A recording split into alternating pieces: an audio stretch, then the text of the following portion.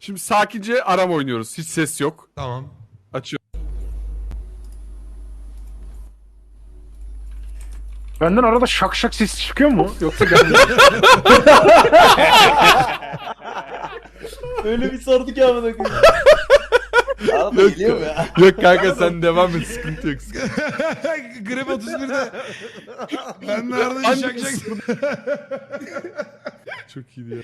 Çok içten sormuş ya bir de. Canım benim ya.